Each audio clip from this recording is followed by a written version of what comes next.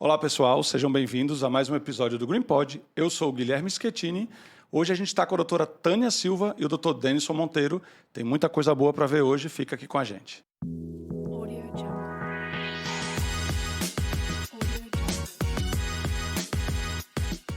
Sejam muito bem-vindos. É um prazer ter vocês aqui com a gente hoje. Obrigado, Guilherme, pelo convite. É sempre muito agradável, né, a gente falar sobre temas interessantes e que estão muito divulgados hoje na mídia e no meio científico também. Privilégio ter vocês aqui com a gente hoje. Eu queria começar falando um pouquinho de quem torna isso aqui possível. Então, hoje, eu queria começar agradecendo ao pessoal da Ecogen, especialmente na figura do Cássio. Obrigado por tornar o podcast possível. É um privilégio estar com vocês aqui. A Ecogen é um grande parceiro nosso. E vamos começar com recadinhos. Temos um recado hoje. A Ecogen está padronizando sua marca no mundo inteiro. E, por isso, ela não mais traz para o mercado o produto chamado Canamedes, como sempre trouxe e a gente sempre mostrou. Agora, a marca se torna Ecogen para o Brasil inteiro, para o mundo inteiro, na verdade. Então, a partir de agora, todos os produtos da fabricante Ecogen têm o mesmo nome da fabricante. Esse é o recadinho que a gente tem hoje. Então, se você já é usuário, né, se você já utiliza o produto, teu médico já te prescreveu, não estranhe. A formulação é a mesma, mas vai mudar o nome aí e a embalagem vai ficar um pouquinho diferente. Em breve, a gente vai ter dos novos aqui para poder mostrar. Eu queria começar apresentando vocês, porque, de verdade, é sempre um prazer receber convidados que têm tanto para agregar e a gente vai poder hoje ter um bate-papo massa. Eu vou começar pelas damas, obviamente. Então, a doutora Tânia Silva é fisioterapeuta, pós-graduada em fisioterapia dermatofuncional e cosmética pelo IDE, Instituto de Desenvolvimento Educacional. Tem formação no método Busquet, é um método francês de fisioterapia. É responsável técnica da clínica Refit, que é de fisioterapia especializada, que é sua clínica. Isso. Certo? Muito bom, legal. E a doutora Tânia hoje veio acompanhada, ela nos deu o privilégio de trazer ele com ela, do doutor Denison Monteiro. Doutor Denison, além de esposo da doutora Tânia, além de marido dela, doutor Denison também é médico, né, psiquiatra, formado pela Universidade Federal de Pernambuco. Doutor Denison é mestre e está fazendo doutorado, né, doutorando em neuropsiquiatria e ciências do comportamento, também aqui pela Universidade Federal de Pernambuco. É professor assistente de psiquiatria da Faculdade de Ciências Médicas da Universidade Estadual de Pernambuco e é preceptor do serviço de eletroconvulsoterapia do Programa de Residência Médica em Psiquiatria do Hospital das Clínicas da Universidade Federal de Pernambuco. Doutora Tânia, doutor Denison, sejam muito bem-vindos aqui ao Green Pod. Obrigada. E aí, a gente já estava aqui batendo um papo, gente, um dia eu ainda vou botar o making off aqui, os bastidores para vocês verem, mas a gente já estava batendo um papo aqui, conversando um pouco da experiência de vocês. E aí, com a sua licença, doutora Tânia, começar com o doutor Denison, falar um pouquinho, doutor Denison, dentro da psiquiatria, como é que você tem visto aí essa chegada do canabidiol, essa chegada do tratamento com a cannabis medicinal para a tua especialidade médica especificamente? Pois é, Guilherme, a gente sabe que os primeiros estudos com os derivados canabinoides, com o CBD e THC, eles começaram lá para a década de 60, de 70, então já tem bastante tempo. Só que para a psiquiatria, isso chegou na clínica relativamente recentemente, apesar dos estudos já terem assim, evoluído bastante nesse aspecto. E que, inclusive, há uma certa resistência da especialidade em entender ou então procurar até ser mais flexível em relação a isso, porque se associa muito ainda o canabidiol à cannabis, que é a maconha, e que, obviamente, tem todos os seus problemas. Porém, eu lembro que, talvez há uns 4 a 5 anos atrás, a gente ouvia falar muito pouco assim, sobre o canabidiol. E de 2 anos para cá, isso começou a ficar muito mais presente na nossa prática. Eu costumo dizer que antes eu recebia um representante a cada 2, 3 meses, e hoje eu tenho 3 representantes falando de marcas diferentes, de eventos sobre canabidiol. Então, as coisas evoluíram de forma exponencial nesses últimos anos, sem dúvida nenhuma. Tá. Pensando também em como a cannabis ela tem chegado nesse meio, a gente sabe que a psiquiatria não é uma especialidade que trata apenas doenças mentais, por exemplo. O que eu quero dizer com isso? A gente sabe que existem pacientes que vão buscar um psiquiatra para ter um acompanhamento, mas que também são pacientes que têm dores crônicas, que têm problemas de insônia, que não estão necessariamente diretamente ligados a doenças mentais, mas são problemas ali que fazem parte do dia a dia desse paciente. E aí, pegando essa correlação com a fisioterapia, que, né, justamente vem ajudar esse paciente com dores, com quaisquer problemas articulares ou ósseos, que a gente só pensa em fisioterapia, me corrija se eu estiver errado, doutora Tânia, a gente só pensa em fisioterapia para quem sofre algum acidente e depois vai fazer algum tipo de correção.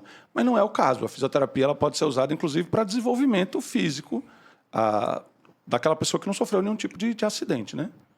Melhora da qualidade de vida e prevenção, né? Uma certa prevenção de casos mais graves. Joia. Você também já tem experiência no uso de canabidiol. Sim. Dentro da tua especialidade, dentro da fisioterapia. Fala um pouquinho sobre isso. Como é que tem sido essa tua experiência?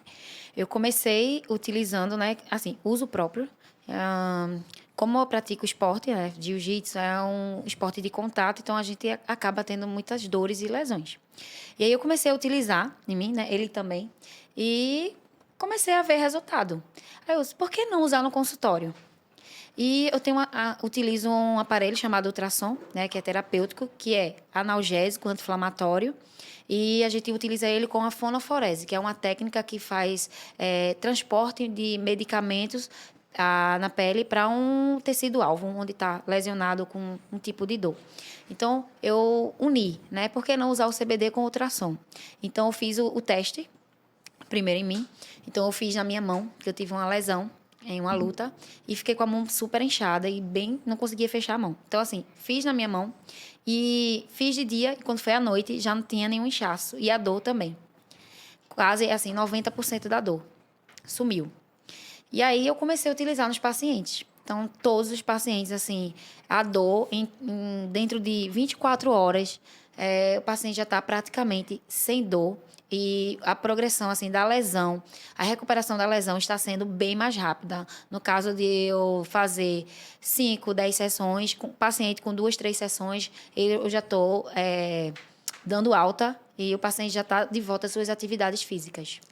Caramba, que legal. Assim, você pegou o canabidiol já com sua propriedade terapêutica e uniu a uma outra metodologia, uma outra forma de tratamento que você já usava, né?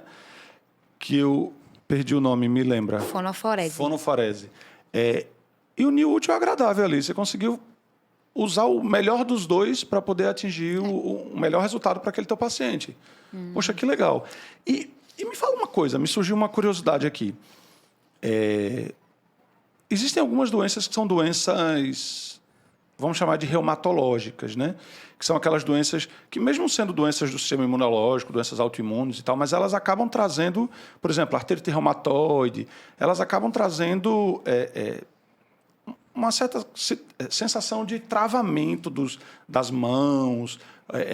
O paciente fica engessado, vamos chamar assim, né? Ele fica todo duro e com muita dor. Você entende que para esse paciente, esse tipo de aplicação também pode ser benéfica? Com certeza. Essa dor que você mencionou agora é a dor matinal, que no caso, quando a gente está todo paralisado à noite, está dormindo e está tudo ali sem se mexer. Então, quando acorda, está tudo rígido, porque não teve nenhum tipo de movimento, estavam os líquidos todos retidos e aí vem a dor. O CBD, né, pode sim tratar essa parte de dores reumatológicas, processos degenerativos, devolvendo a qualidade de vida. Questão de dor, de 90% a 100% garantido, assim, ultrassom, experiência que eu tenho com vários pacientes, não é só de um. Tanto artrite como também artrose, né? Que é um processo degenerativo que não tem cura, mas a gente consegue o controle, devolver a qualidade de vida. Imagina, eu tenho um processo degenerativo, certo? Tenho. Mas será que eu posso melhorar? Ter uma qualidade de vida, ter uma noite de sono tranquila, sem eu ter dor, né? Então, o CBD traz isso, né? Promove essa qualidade de vida, redução de dor e melhora também da recuperação de lesões e estaciona também, que é a questão de dores crônicas, ele vai ativar o portal, né? O sistema endocannabinoide e vai agir sistemicamente. Caramba, que legal. Eu penso assim, coincidentemente, eu estava recente agora no final de semana com um amigo de muitos anos já. E ele estava me relatando isso, a gente estava conversando e tal, a gente não mora mais na mesma cidade, e ele estava relatando a questão que ele tem, né, a artrite reumatoide. E ele estava me falando que, poxa, mesmo usando medicação, ainda tem uns períodos assim que eu fico todo travado, com muita dor e tal, e aí nesses dias é muito complicado tudo, né? Trabalhar, ele tem 4 filhos, então até estar com os filhos, qualquer atividade básica que para a gente imagina que, né, a gente nem percebe o que faz, coisas como pentear o cabelo, escovar os dentes, sei o que, para alguém que está nessa situação é um desafio, é quase uma malhação. E eu não conhecia ainda essa forma de aplicação do CBD. O CBD em creme, sim, já tinha tido a oportunidade, até porque a minha esposa usou, minha sogra usou, até para as mãos também, como exemplo que você mencionou. Mas essa aplicação através com ultrassom, com a máquina de ultrassom e tal, melhorando a absorção e a ação do CBD, eu não tinha visto ainda. E assim, eu já estou nesse ramo há uns quase 5 anos, então se eu não tinha visto, a possibilidade de pouquíssimas pessoas fazerem é grande. Então, no final, pessoal, a gente vai deixar tanto o contato do Dr. Denison quanto o contato da doutora Tânia para quem tiver interesse em procurá-los para fazer essas terapias. Mas é uma baita de uma recomendação.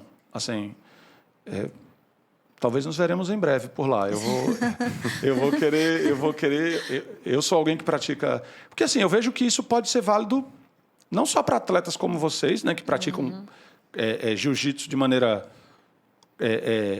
recorrente, se preparam até para competições e tal, mas para aquele cara que é atleta de final de semana mesmo, e que esse é o pior, né, porque ele machuca joelho, ombro, cotovelo e por aí vai. Então é uma baita de uma indicação. Caramba, gostei demais mesmo. E aí, pensando ainda nesse ponto, vamos ficar nesse assunto da dor um pouquinho, doutor Denison. Quando a gente fala de dor, a gente tem ali no consultório do psiquiatra, por exemplo, pacientes fibromiálgicos, né? São aqueles pacientes que estão lá também para se tratar de ansiedade, depressão, e que... Fala um pouquinho para a gente da tua experiência dentro, por exemplo, da fibromialgia. Perfeito. O que é, né? Começa por aí. A fibromialgia, é importante a gente entender do que se trata.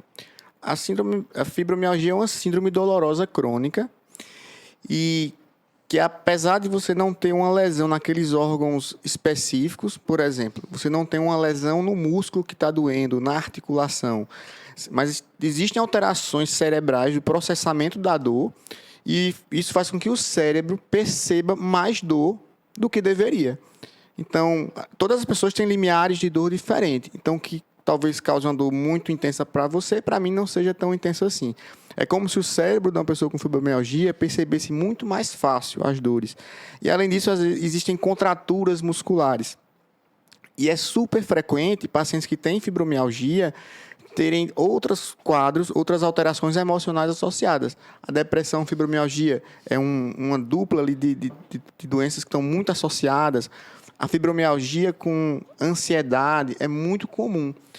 E, de fato, os tratamentos que a gente tem hoje, a gente tem alguns tratamentos medicamentosos, psicoterapia, neuromodulação, que é outra coisa que eu trabalho, eles nem sempre conseguem trazer o resultado que a gente precisa. De fato, a fibromialgia não é algo simples de você tratar. da minha experiência com o canabidiol, e aí principalmente com o canabidiol THC free, no caso o canabidiol puro, isolado, tem sido muito interessante, principalmente para esse grupo de pacientes. Pacientes que têm fibromialgia e insônia, fibromialgia associada a sintomas depressivos e que já estão usando aquelas medicações, digamos assim, mais tradicionais e ainda não estão tendo uma resposta suficiente. Então, às vezes, até doses baixas do canabidiol tendem a ajudar muito, tanto na dor como nos sintomas ansiosos e na insônia. Então, tem sido bem interessante. Hoje, na minha prática, o paciente que eu costumo ter ali como perfil do paciente ideal para usar o canabidiol. Joia. E aí, pensa... quando a gente fala de dor, eu acredito que o senhor encontra muita coisa associada, porque a dor é responsável por péssima qualidade de vida, péssimo sono, né? Quem sente dor recorrente dificilmente dorme bem, dificilmente tem uma vida social ativa, né? Entre outras coisas. Dificilmente tem um casamento equilibrado, porque imagina a pessoa que está ali sentindo dor o tempo todo, é difícil ela se relacionar com o marido ou esposa, ou o que for, e ter uma vida social até. E é interessante ver que o senhor menciona que nessa doença específica, ela tem, inclusive, doenças como depressão e ansiedade ali já associadas. E aí fica difícil, talvez, até da gente saber quem veio primeiro, né? Sem dúvida. Se foi a depressão que causou, ou se foi a própria dor recorrente que causou a depressão nesse paciente. E aí, pensando em doenças mentais, queria ouvir um pouco mais da tua experiência. Onde, na tua prática, se aplica o canabidiol nas doenças mentais de uma maneira geral? Você já mencionou fibromialgia, mas onde mais você vê a oportunidade? Existem muitos estudos com o canabidiol, na verdade com os canabinoides, canabidiol, o próprio THC em doses menores, outros canabinoides, para transtornos mentais. Agora, o corpo de evidências não é tão grande para todas essas indicações. Certo. O que, de fato, a gente tem uma evidência mais robusta até para a indicação da neurologia, que é um tipo específico de epilepsia, um transtorno onde a pessoa tem convulsões, de difícil controle. Mas na psiquiatria existem evidências razoáveis e experiência clínica que também a gente tem que levar em consideração. Obviamente, a gente sempre se guia pelas evidências, pela medicina baseada em evidências, mas a gente também tem que, para muitos casos, onde o que a gente tem de evidências não é suficiente, usar o que tem-se na literatura, mesmo que as evidências não sejam tão grandes, e o que a gente tem de prática clínica. Então, o que é que eu percebo no meu dia a dia, no meu consultório? Então, uma resposta muito boa para quadros de ansiedade ou pacientes que são refratários a medicações, das medicações que a gente já usa tradicionalmente, ou até aqueles pacientes que não toleram as medicações. A gente tem alguns grupos de medicações que são bem eficazes, mas que não é incomum que os pacientes não consigam tomar, porque não toleram, porque acabam tendo bastante efeito colateral no início do tratamento, até eventualmente uma piora da ansiedade nos primeiros dias de tratamento. Isso é bem frequente na prática clínica. E os pacientes acabam desistindo do tratamento. Para esses pacientes que às vezes eu penso no canabidiol, porque de fato a medicação é uma substância muito bem tolerada. Para pacientes com insônia refratária também é uma indicação interessante. E não é um sono daquele que deixa o paciente sedado, parece ser um sono mais fisiológico. E outro caso que tem estudos e que também eu tenho percebido na minha prática como muito útil são para casos de pacientes com transtorno espectro autista com autoagressão, automutilação refratária. Se fala muito no uso do canabidiol no transtorno espectro autista, mas a gente tem que entender o que é que nós estamos tratando dentro do transtorno espectro autista. A gente está tratando um comportamento específico dentro do transtorno espectro autista. Não é o transtorno espectro autista globalmente. Não existe nenhum tratamento sozinho que trate transtorno espectro autista, o autismo. Mas eu já tive alguns pacientes muito graves, que eu já tinha tentado diversas medicações e que tinham comportamentos autoagressivos muito intensos, que chegavam até a ter lesões graves. Eu tenho um paciente adulto que perdeu a visão de um dos olhos de tanto se autoagredir. E aí, esses casos, a gente tem feito o canabidiol e tem tido uma resposta muito boa. Alguns pacientes até têm remissão desse tipo de comportamento, de ficar sem comportamento nenhum, e outros de ter uma redução significativa. Continuar tendo comportamento autoagressivo, só que muito menos intenso. Então, é uma indicação que, na prática, tem sido bastante utilizada. também. E aí vamos entender uma coisa. Eu acho que é um ponto que dá para a gente pensar em vocês dois, assim, pensando nesse tratamento associado.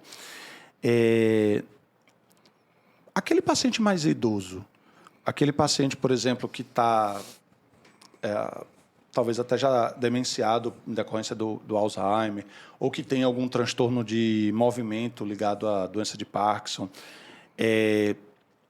Você já teve a oportunidade de ver esse paciente no teu consultório, por exemplo, na utilização do canabidiol? Ou de ter o paciente utilizando, ou até mesmo de prescrever?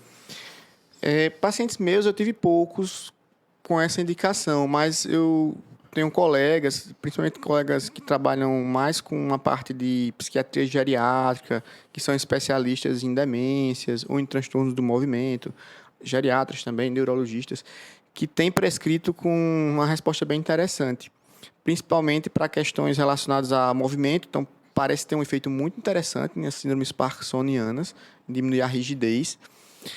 Parece ter algum efeito na questão cognitiva. Isso é algo que ainda não está muito bem estabelecido.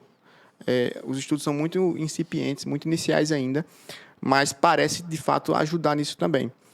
E quando você tem outras alterações, como insônia, ansiedade associadas.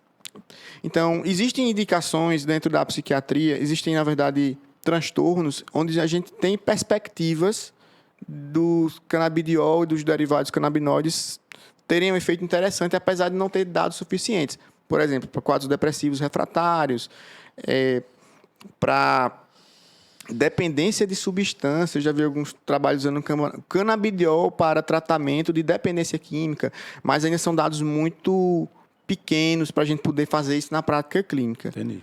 Então, dentro ali da toda essa, digamos assim, desse campo da medicina do canabidiol, dos canabinoides, tem muito estudo, não tantas evidências ainda. Mas a gente não pode, assim, deixar isso como uma coisa descartada, né? Eu acho que nossos pacientes são muito complexos e eventualmente precisam de abordagens complexas também.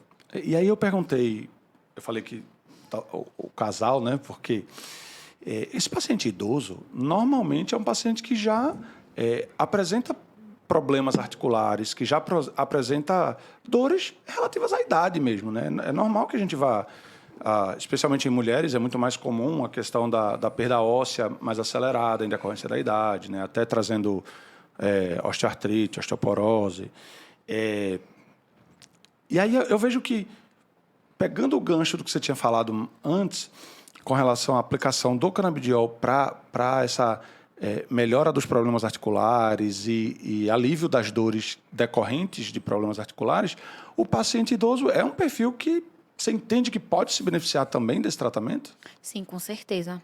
Eu tenho um consultório idosos, então eu sempre faço já com quadro de processo degenerativo. Lembrando que a osteoporose não é a questão, é perda de mineral ósseo, não causa dor, mas há risco de fraturas. Mas uma artrose, né, já é um quadro bem doloroso, que é um processo degenerativo. Então, vários idosos, sim, muitos, né, joelho, coluna, tornozelo. Então, a gente consegue melhorar muito o quadro de dor, como eu mencionei antes, em até 90%. E a gente ainda não tem, assim, muitos... Eu utilizo o canabidiol há acho que uns 4 meses. E poucas sessões. Mas eu acho que, a longo prazo, a gente consegue trazer uma qualidade de vida para esses pacientes, a melhora do quadro de dor, provavelmente em 100%. Mas a gente consegue ter o alívio da dor, o relato dos pacientes de, consegui dormir, doutora, consegui dormir também, não senti dor esta noite, doutora, consegui me movimentar melhor, consegui subir uma escada. Então, isso é muito gratificante. E para o paciente também, ele saber que tá podendo fazer aquilo que ele não conseguia fazer antes, né? Qualidade de vida mesmo. E aí eu penso que, quando a gente fala desse paciente idoso, ele já meio que se acostumou a sentir dor, a ter restrições, né? Porque ele acaba...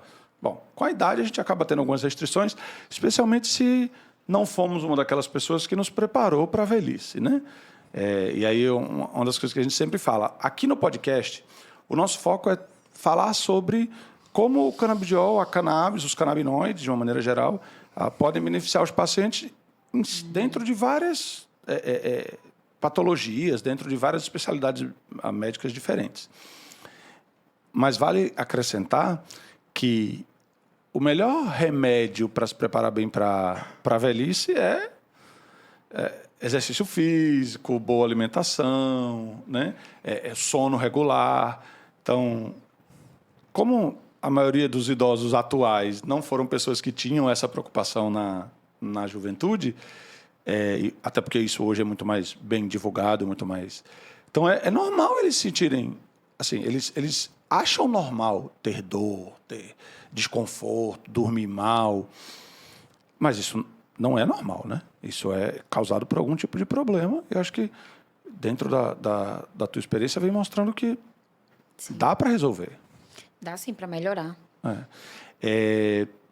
Pensando em pós-cirurgia, fiquei curiosíssimo com a parte da fisioterapia. Muito. Minha mãe ela está fazendo 75 anos esse ano. Desculpa, mãe, por ter falado sua idade. E ela fez uma cirurgia no ombro recente, foi do meio para o fim do ano passado. E eu lembro que ela ficou assim, até pela questão da idade, o processo de recuperação dela foi bem mais lento, né? Eu lembro que ela reclamava, bichinha, demais, porque estava nesse processo. E aí eu fiquei aqui pensando justamente nisso, né? É uma área em que, poxa, ombro é uma área que você consegue fazer bem, não consegue? E aí ela poderia ter se beneficiado muito desse tratamento, pensando justamente nesse pós-cirúrgico. Demais. Eu utilizo também na questão de pós-cirurgia. Agora eu fiz na pós-fratura, eu consegui fazer... Eu também fraturei, né? Tive uma fratura na perna. Utilizei o canabidiol. E com 27 dias, ele é a prova, eu saí...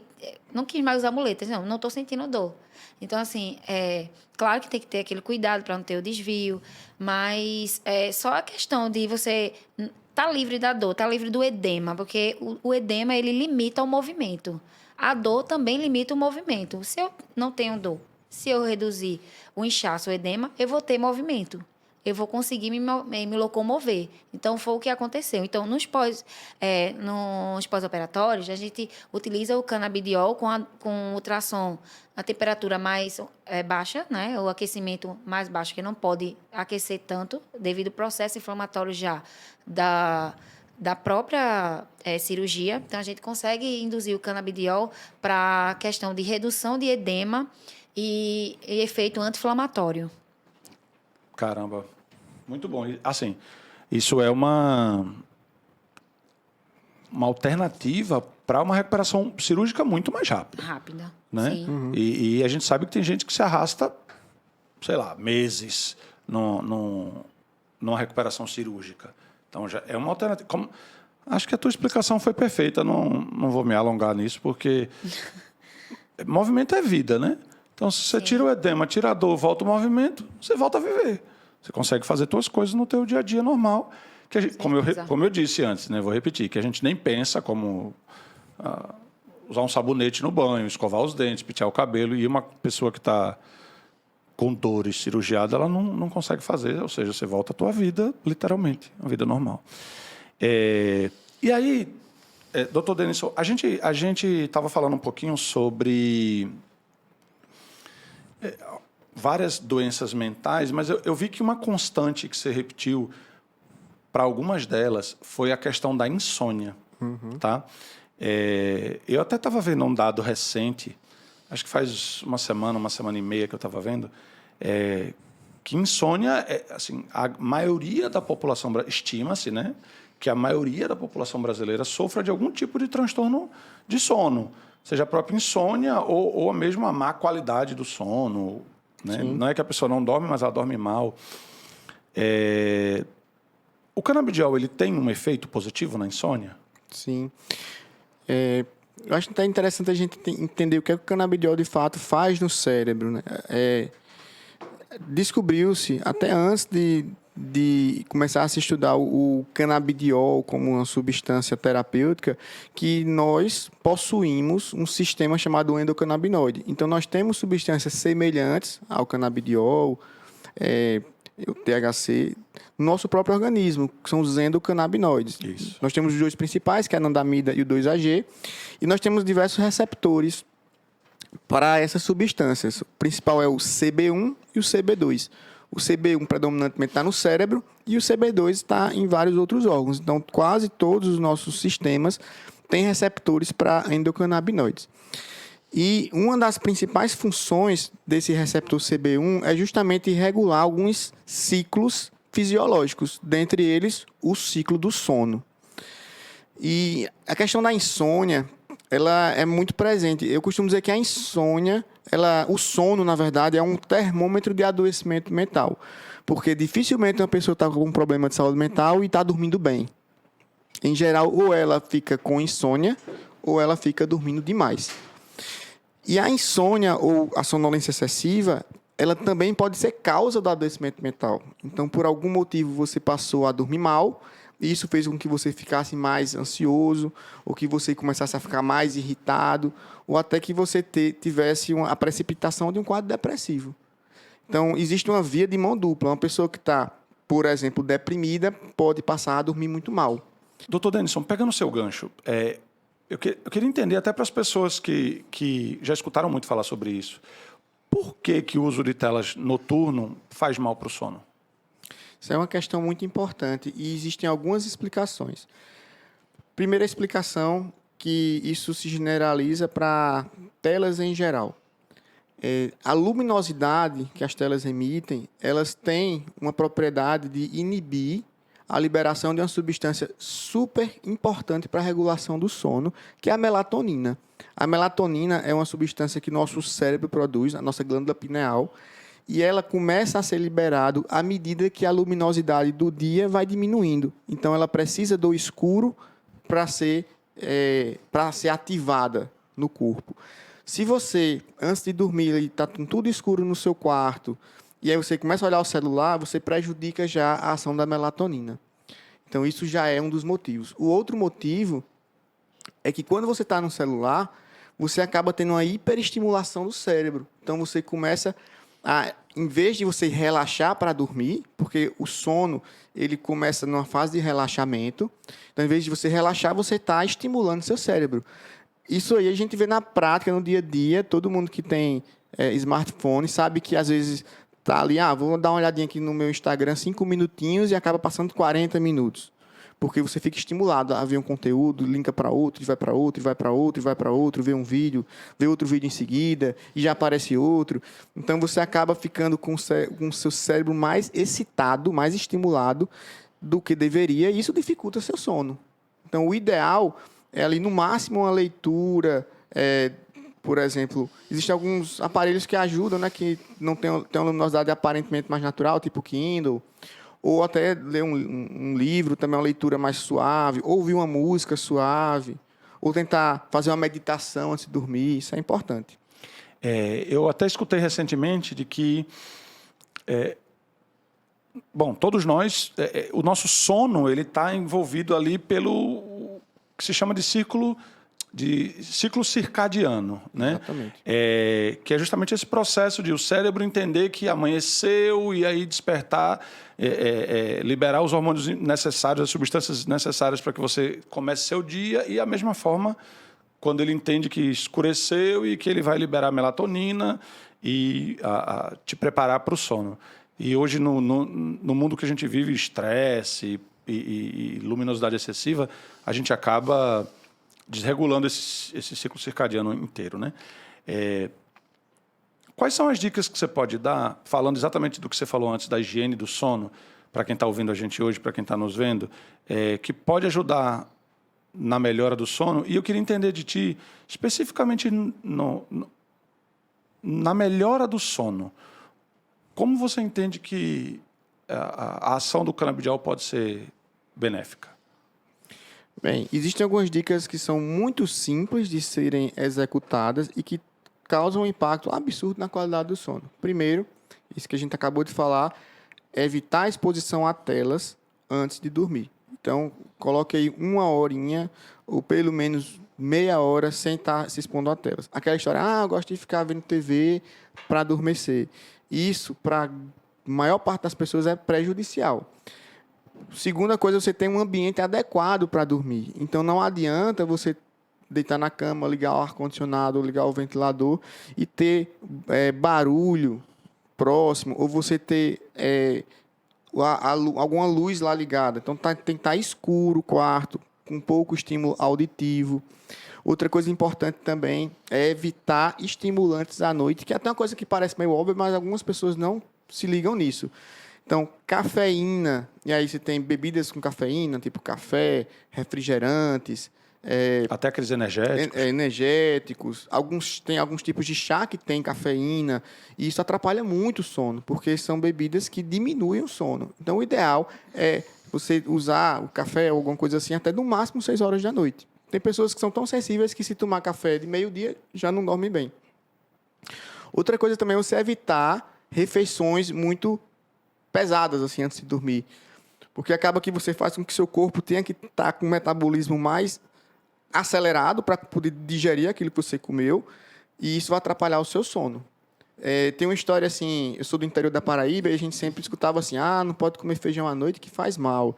E hoje eu entendo por quê. Porque o feijão é difícil de digerir. Então, se você come à noite, você vai dormir mal. Então, você tem que jantar mais cedo e antes de dormir, se for comer alguma coisa, uma coisa leve. Outra dica, atividade física. Atividade física, ela melhora muito a qualidade do sono. E fazer preferencialmente pela manhã. Eu ia te perguntar isso. É recomendado fazer atividade física à noite? A questão é a seguinte: se você não tem outra possibilidade, faça à noite. Mas se você puder escolher, o ideal é fazer durante o dia. Ou pelo menos com intervalo de algumas horas do horário que você vai dormir. Porque para algumas pessoas, quando termina a atividade física, ainda fica com o corpo ativado e demoram ali para relaxar. Isso pode até atrapalhar um pouco o sono. Mas, obviamente, se você não tem a opção, só posso ir para a musculação, só posso fazer meu exercício à noite. Então, ok, melhor do que não fazer. Mas se você tiver a opção de fazer de manhã, melhor. Outra coisa que é uma dica super simples e que ajuda é você tomar um banho morno antes de dormir. O banho com água gelada dá uma despertada. E o banho com água morna, ela tende a dar uma sonolência. Água morna, não quente, né? Então, ajuda também. Interessante. E aí, pegando o gancho do que eu tinha te falado, você falou sobre os canabinoides e falou sobre os receptores CB1, por exemplo, primordialmente ali no cérebro. Onde que o canabidiol pode ser um parceiro aí para ajudar na melhora do sono, da qualidade do sono? Pois é, o canabidiol, na verdade, os canabinoides, quando atuam no receptor CB1, eles atuam de forma indireta no cérebro. De que forma? Eles têm uma ação muito interessante na neurotransmissão. A neurotransmissão do sistema endocannabinoide ela é totalmente diferente dos outros neurotransmissores clássicos, serotonina, GABA, noradrenalina. O que chama neurotransmissão retrógrada. Ele atua como se fosse assim, de frente para trás, nos neurônios. Então, o neurônio pós-sináptico que libera a substância para atuar no pré-sináptico. O que é que isso quer dizer? Que, na verdade, é como se o canabidiol ele induzisse a ação de outros sistemas, como se ele fosse um intermediário. Então, ele acaba regulando a liberação do GABA, que é um neurotransmissor inibitório que está diretamente relacionado ao sono e ao relaxamento, a serotonina, noradrenalina, que tem relação com o humor, com a regulação da dor. Então, é como se ele estimulasse ou potencializasse os outros sistemas que são responsáveis por a regulação dessas funções. Entendi. Doutor Denison, a gente ouve muito falar sobre cortisol, que é o hormônio do estresse, né? Quando você fica muito estressado, é liberado muito cortisol. E isso tem um efeito gigante também no problema de sono, né? Esse excesso de cortisol, eu sei, inclusive, aí a doutora Tânia me ajude, Eu sei, inclusive, que esse excesso, o estresse, a liberação desse excesso de cortisol no corpo, pode, inclusive, levar a pessoa a problemas musculares, né? Dores musculares. Eu já vi muitas vezes a pessoa meio que toda dolorida, entrevada nos ombros e tal, por causa de estresse. Como é que é isso? Como é que é a ação disso e como é que a gente pode evitar isso? Tanto pensando não só em sono, mas em questões mentais de uma maneira geral e na parte física, assim. O que de físico a gente pode fazer para evitar esse acúmulo de cortisol e pensando também na parte mental? O cortisol, ele é conhecido como hormônio do estresse e não é à toa. A gente sabe que em estados de exposição ao estresse, o cortisol ele aumenta muito no organismo e principalmente no cérebro, e depois ele vai reduzindo. Então, a maioria das pessoas tem essa capacidade de regulação dos níveis de cortisol. E existe uma oscilação ao longo do ciclo circadiano. Então, durante o dia, logo quando você acorda, o cortisol está bem elevado e ao longo do dia ele vai diminuindo, que é justamente onde você vai relaxar. Então, à noite, o cortisol já é para estar bem baixo. Inclusive, ele tem uma ação no organismo em relação aos níveis no cérebro inversos da melatonina. Quando o cortisol está alto, a melatonina está baixa e vice-versa. Algumas pessoas que têm uma predisposição biológica a transtornos de ansiedade ou até depressão, é como se elas tivessem uma dificuldade maior na regulação desses níveis de cortisol. Então, a pessoa passa por uma vivência estressante e o cérebro não consegue regular direito aquela quantidade de cortisol. Então, é como se aquela pessoa tivesse constantemente com os níveis de cortisol altos. E isso vai gerar diversas repercussões que estão relacionadas aos sintomas cerebrais, como alterações cognitivas, os sintomas físicos de ansiedade, as dores. Então, tudo isso tá interligado. E, doutora Tânia, falando na ação no corpo, né, de maneira muscular, o que a gente pode fazer para se livrar dessas... Não sei a melhor expressão, mas eu vou dizer... desse travamento que a gente fica por causa do excesso de estresse e, consequentemente, de cortisol. Quando a gente tem um excesso de estresse, a gente tende, né, a contrair a musculatura excessivamente. Isso faz com que cause contraturas e tensões no músculo. Então, mais comum, né, trapézio, entre as escápulas. Então, a pessoa faz, tô com uma dor aqui, eu tô com... Ou pescoço, né?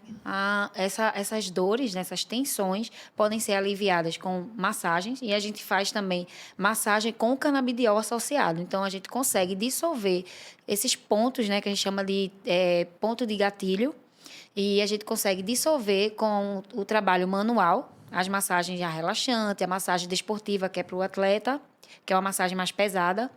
E eu faço sempre agora associada ao canabidiol, sempre com CBD, que me traz excelentes resultados. Eu brinco com a minha esposa dizendo que eu sou uma pessoa crocante, né? Porque eu tenho pontos de gatilho, ponto que eu chamava de pontos de tensão, na região do trapézio, por exemplo, que eu nem preciso de fisioterapia nem nada. Se eu botar a mão e apertar, eu já sinto eles crocante aqui, sabe? Na verdade, não é que eu não preciso de fisioterapia, eu preciso muito. Eu não preciso se eu tocar, eu mesmo já sinto que eles estão aqui. Não preciso desse diagnóstico que eu já estou sentindo.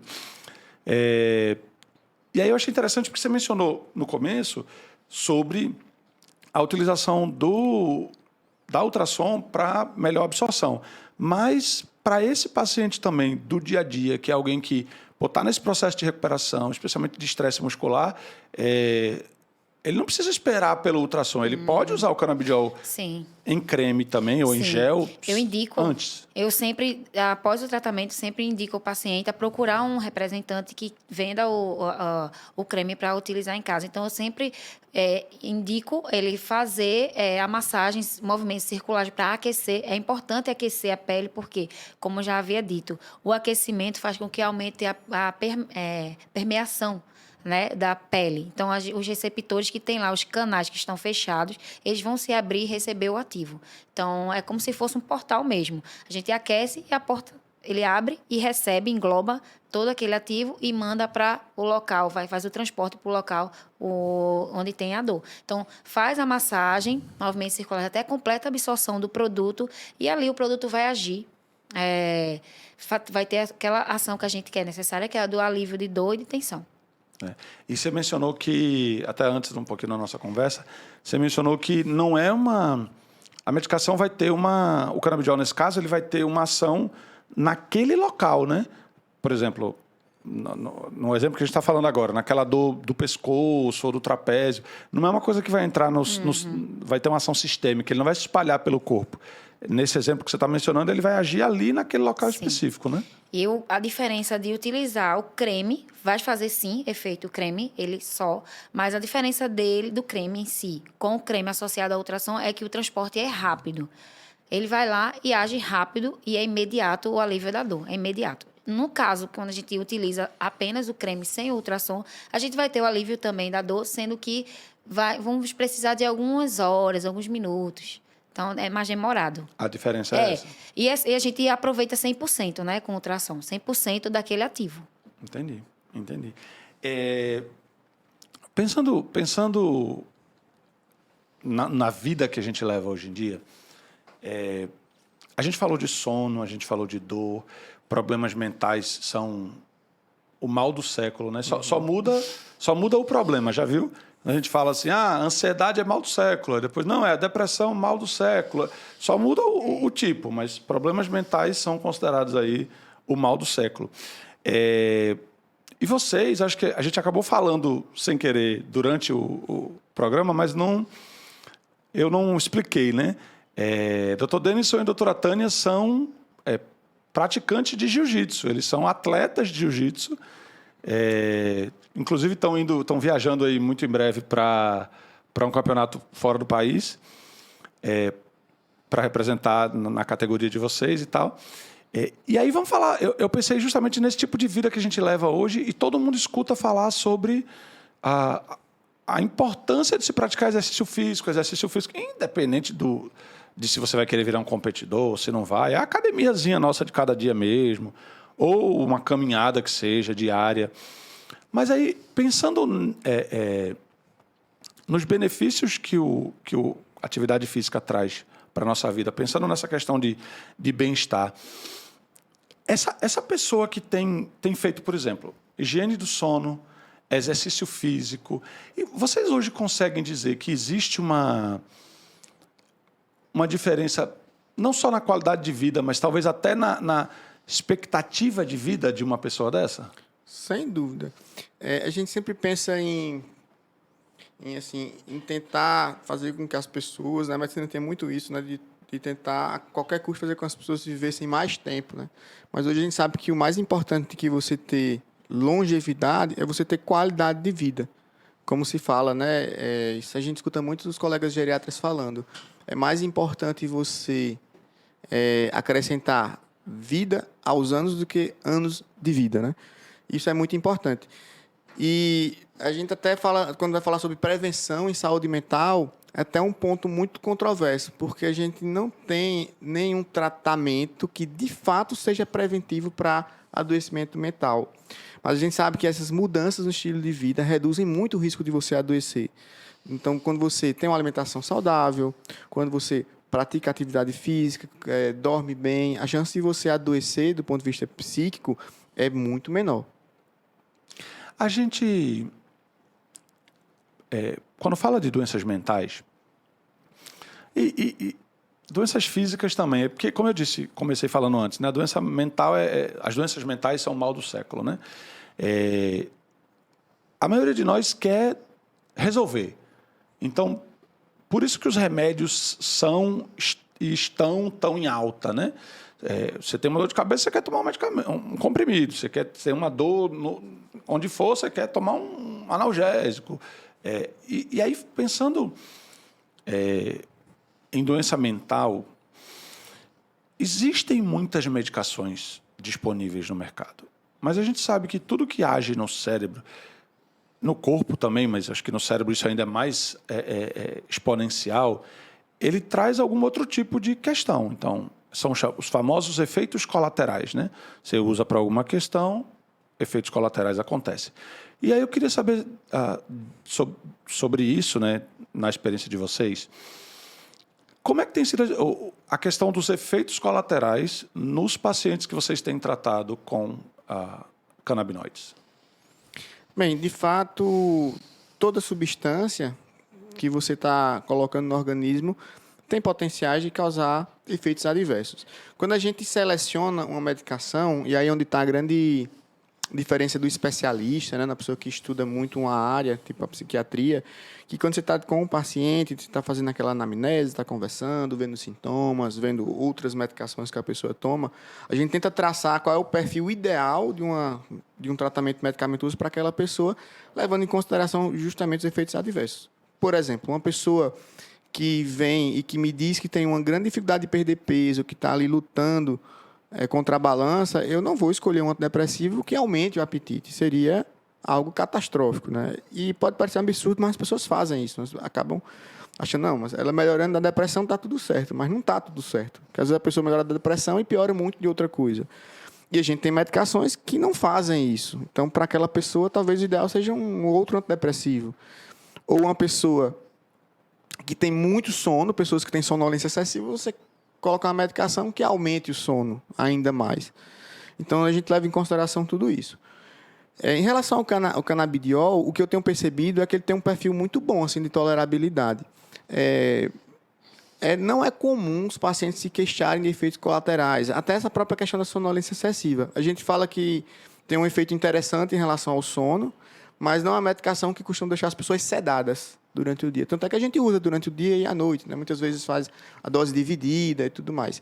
O que é muito importante, isso vários estudos têm mostrado, é você fazer uma titulação de dose bem gradual. Você iniciar com doses baixinhas e ir ajustando a dose de acordo com a resposta. E diferente de outras substâncias, a dose é muito individualizada. Então, quando a gente está pensando em um antidepressivo, por exemplo, fluoxetina, a gente sabe que a dose terapêutica varia de 20 a 80 miligramas para a maioria das pessoas. Então, a gente tem uma faixa terapêutica muito clara para essa medicação. No canabidiol, essa faixa terapêutica já é muito mais ampla. Tem pessoas que com dose baixinha vão ficar bem e tem outras que vão precisar de doses bem mais altas. Então, você vai tateando de acordo com o caso. Entendi. Doutora Tânia, você já chegou a ter alguma questão de efeito colateral? Alguma pessoa que, não sei, por alguma questão não se deu bem utilizando o canabidiol nos seus tratamentos? Não. E a vantagem é essa, né? De utilizar o canabidiol em forma tópica, porque vai agir ali no local. Então, no local da dor, o que pode acontecer não teve tanto efeito. Mas o que eu tenho, né, na minha prática clínica, tenho observado e os relatos dos pacientes de alívio mesmo, de dor, não tem nenhum tipo de reclamação. Assim, por enquanto não, por hora não. Tá. A gente vai... Infelizmente, a conversa está maravilhosa. Gostei demais, de verdade. Mas a gente vai chegando ao fim desse episódio. E aí eu queria aproveitar para mencionar duas coisas que eu não posso sair daqui sem mencionar, porque eu confesso que eu esqueci no começo. Eu mencionei da doutora Tânia sobre a questão da Refit. Acertei? Isso, é Refit. Da sua clínica, da Refit. Mas não mencionei que o Dr. Denison é sócio fundador da IMON, que é o Instituto Monteiro de Neuromodulação. Exatamente. Onde você tem ali em Boa Viagem, no Clinical Center, Isso. onde você, além de você ter o consultório, onde você atende seus pacientes, onde você também faz tratamento de neuromodulação com esses pacientes, né?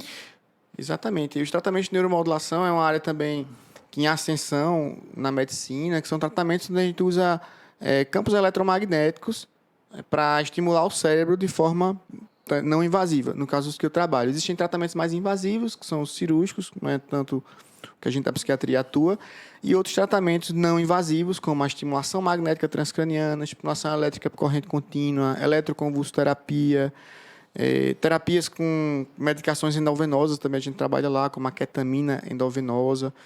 Então, a gente faz muito essa parte do que hoje se chama psiquiatria intervencionista. Além da gente fazer isso na parte assistencial, a gente também tem pesquisas nessa área lá. Então, o IMON, ele tanto é um serviço assistencial, de ensino, a gente também abre estágio lá para residentes da área de medicina, de psiquiatria, e também faz pesquisa. Você falou da estimulação magnética transcraniana. A tua tese, o teu estudo de doutorado está ligado a isso também, né? Eu lembro que você comentou que é a estimulação transcraniana em mulheres. Fala um pouquinho, Isso. explica melhor para a gente. Meu trabalho de doutorado está em andamento, inclusive a gente ainda está recrutando voluntárias. A gente está testando esse tratamento, que é a estimulação magnética transcraniana, que é um tratamento não invasivo, indolor, onde a gente usa um equipamento que emite pulsos magnéticos e que vai estimular o cérebro. Então, a gente faz algumas sessões. Esse tratamento já é muito estudado, tem muitas evidências para depressão grave, para dor crônica, para transtorno obsessivo-compulsivo.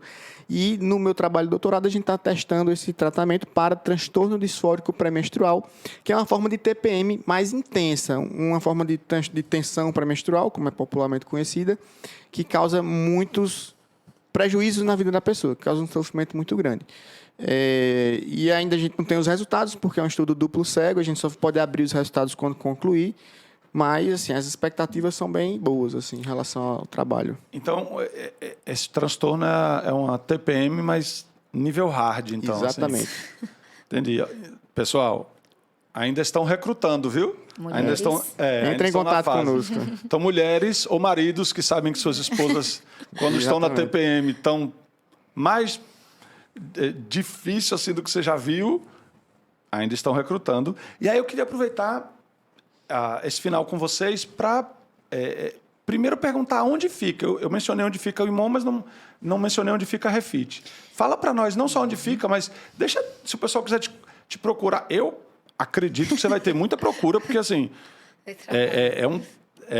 a tua área de atuação, para quem sofre dores articulares, por exemplo, é um negócio fora de série. E usando o canabidiol, pelo que eu entendi, você tem tido resultados ainda melhores. Fala um pouquinho, doutora Tânia, como as pessoas te acham, talvez nas redes sociais, ou da tua clínica. No Instagram tá Fisioterapia Refit. @ Fisioterapia Refit. Isso. E a clínica fica em Boa Viagem, na Conselheira Guiar, empresarial João Roma. E lá a gente trabalha tanto na parte de osteopatia, quiropraxia, agora, né, CBD, aplicação de CBD, que, assim, a gente é a única clínica em Recife que está trabalhando com CBD. Espero que outros colegas possam trabalhar, né, possam se beneficiar os pacientes com CBD, porque a gente está tendo muito resultado. E a gente também trabalha na parte de estética, dermatofuncional, né, que é a minha área de especialização, então é a que eu mais atuo também. Tá. Então, vamos lá. @ Fisioterapia Refit. R-E-FIT. F-I-T. Refit, Joia. Pessoal, segue lá, acompanha. Deve ter muita coisa boa para a gente aprender lá, porque pelo que a gente já conversou aqui. E, doutor Denison, deixa teu contato, fala um pouco sobre as redes sociais até do IMON. Como é que as pessoas querem marcar uma consulta? Com a doutora Tânia, a gente já viu como é que é. Acho que entra em contato até pelo Instagram também, consegue, ou indo lá na clínica, mas e contigo? Sim. A gente tem um Instagram, né, do nosso instituto, que é Instituto IMON, IMONN, @ Instituto IMON, lá pelo Instagram. E a gente tem um contato, inclusive é o contato que a gente disponibiliza para as pessoas marcarem a entrevista de triagem da pesquisa, que é o mesmo contato da clínica, Sim. que é 99907-6551. Então, 81, que é o DDD de Recife, 99907-6551. 6551. Joia. Obrigado demais pela presença de vocês. Foi um prazer imenso. Para mim foi incrível, não só aprender as questões das doenças mentais, como a parte da fisioterapia também, que é uma novidade para mim, eu acho que para a maioria das pessoas que estão nos ouvindo. Quando a gente fala de doenças mentais, duvido que alguém, se não tiver, não conhece alguém que tenha algum tipo de doença mental. E então, misericórdia. Estamos chegando aí, né? Quando você estiver assistindo esse episódio, provavelmente a gente já vai estar ainda mais perto do carnaval. Depois do carnaval, normalmente é um período que a turma tem dor com força, porque brincou, pulou, exagerou tudo que podia, né? Então, procure a Refit, você já sabe onde é que você vai aliviar a sua dor. E aí eu queria aproveitar, além de agradecer, convidar vocês, espero que a gente possa estar aqui junto mais vezes. Vamos batendo mais papo aí, vamos entender, vamos avançar. Eu quero depois até... é essencial saber como é que ficou o resultado da tua pesquisa do doutorado. Altas expectativas aí. Isso pode ajudar muito, né? Já tem mulheres que sofrem... A gente fala de período menstrual, tem várias questões. Além do normal já ser um pouco difícil, ainda tem a questão de endometriose, e aí o transtorno disfórico pré-menstrual, que é assim, né, pelo que você falou, ainda é pior. Então, tem muita coisa que dá para fazer, né, para ajudar. Queria agradecer a todo mundo que ficou com a gente até agora. Foi um prazer ter vocês aqui. Deixa teu like, segue a gente aqui no Spotify ou no YouTube. Segue a página da gente, @greenpod_br, lá no Instagram. Deixa teu comentário, faz perguntas. Se tiver qualquer informação que você gostaria de saber que não foi falado aqui, me manda tua mensagem, a gente passa para o Dr. Denison, para a doutora Tânia, vai esclarecendo o que precisar ao longo do caminho. E se você ficou interessado em conhecer um pouco mais sobre o canabidiol, pode mandar uma mensagem, pode mandar um direct, a gente tem muita informação para compartilhar. De novo, queria agradecer ao pessoal da Ecogen, tá, que nos apoia aqui no podcast e que está tornando isso possível. Agradecer de novo, doutor Denison e doutora Tânia, foi um privilégio. Boa viagem para vocês, Obrigada. espero que vocês tenham um ótimo resultado lá no campeonato. Trazer medalha para Pernambuco. Isso aí, depois a gente pode marcar um bate-papo aqui para saber como é que foi lá e vamos entender um pouquinho mais como é que a gente pode usar a experiência do canabidiol na vida desses atletas também, né? Sim. Eu até nem mencionei, na Olimpíada de Tóquio de 2020, que acabou sendo em 2021, né? Foi a primeira vez nas Olimpíadas que o CBD foi retirado da lista de doping. Isso. Não é mais doping. Exatamente. Então, o CBD, qualquer paciente que utiliza CBD, mesmo que seja um atleta de alto rendimento, não corre mais o risco de... E é o maior beneficiado, né? Um atleta não pode baixar o rendimento. Então, o CBD ajuda muito. Com certeza. Obrigado, pessoal. Até a próxima. Um abraço no coração. E a gente fica por aqui.